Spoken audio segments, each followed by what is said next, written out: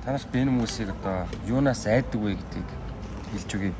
Энэ хүмүүс олон хүмүүсээс олон нийтийн дургуутслаас өөрсдийг нь татгалзаж байгаа байдлаас маш их айн хүмүүс.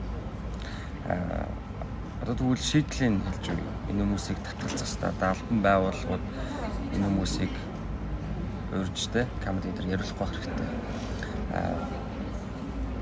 Хувь хүмүүс ч гэсэн энэ хүмүүсийг дэмжихгүй байх хэрэгтэй. Subscribe байна уу, follow байна уу бүгдийг хасах хэрэгтэй.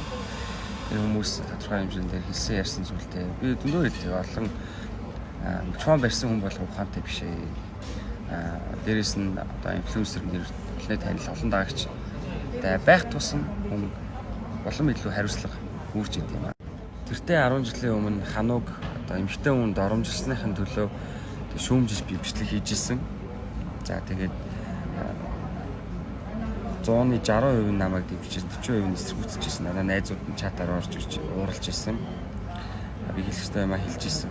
Өнөөдөр цаг үе айгүй гоё болсон юм. Маш олон хүмүүс болохгүй гэдэг зүйлийг хэлдэг болсон. Хэлж явах ёстой. Дээрээс нь та нар боддоо өнчин хүүхдүүдийг хамгаалтгүй байдлаар сул дорой байдлыг нь одоо таргетлаад бизнес бэлгийн үйлчлэг болгож бизнесийг чинь мөнгө олох чинь тэр өнчин байдал гэдэг бол хүний ерөөсөө тийм сонголт биш л дээ. Энэ хүний амар эмзэг зүйл тэрс маа эмхтэй үнэтэй болохгүй байна. Тэгэхээр миний хэлдэг микрофон барьсан хүн болох ухаантай ерөөсөө биш ээ. Татгалзах хэрэгтэй.